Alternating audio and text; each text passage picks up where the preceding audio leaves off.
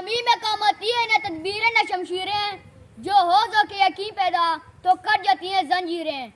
14 اگست 1947 کا سورج برصغیر کے مسلمانوں کے لیے خوشیوں بھرا پیغام لے کر طلوع ہوا۔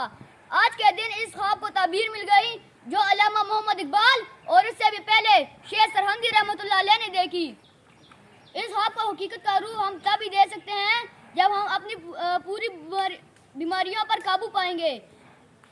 ہمارے قوم میں سب سے بڑی بیماریوں میں سے ایک بیماری کرپشن ہے، یعنی بدعنوانی۔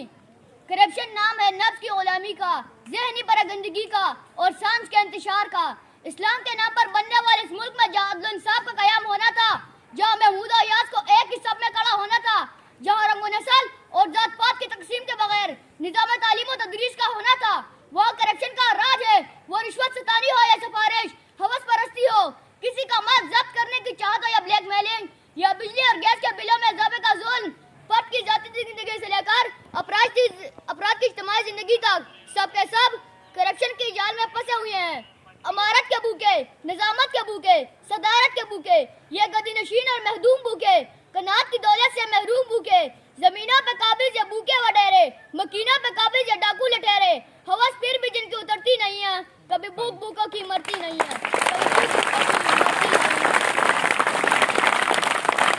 صدر علی وقار دفتر کے معمولی چپڑائی سے لے کر ایوان اقتدار کے متن نشین سیاستدانوں کی باری اکثریت، محکمہ پولیس کے اکثر ملازمین اور عدالتی نظام کے کچھ کالی بیڑے کرپشن کی ذمہ دار ہیں۔ صدر علی وقار، کرپشن کا سدباب تبھی ہوگا جب دور خلافت جیسے ایک نیا نظام عدل قائم ہوگا، جب انسان کا انسان دریا پر کسی کتے کے موت پر بھی حکمرانوں کے دل ہو بے ہدا سے لرز جائے، جب وہ شخص اقتدار میں آئے جو عمر بن عبدالعزیز کی طرح اپنی بیوی کا ہار بیت المال میں جمع کروانے پر تل جائے، جو عمر بن خطاب کی طرح اپنے گریبان کسی بیوہ کے ہاتھ میں دے دے، جب عوام بدعنوانی کے خاتمے کے لیے قائم کردہ اداروں کا شانہ بشانہ کھڑے ہو کر آواز احتساب بلند کرے کہ سب اٹھتے تو صحیح ظلم کے سامنے، کبھی ظالم کا وقت حساب آئے گا اور کبھی غریبوں کے دربار میں ہاتھ جوڑے ہوئے نواب آئے گا، انقلاب آئے گا، انقلاب آئے گا۔ شکریہ۔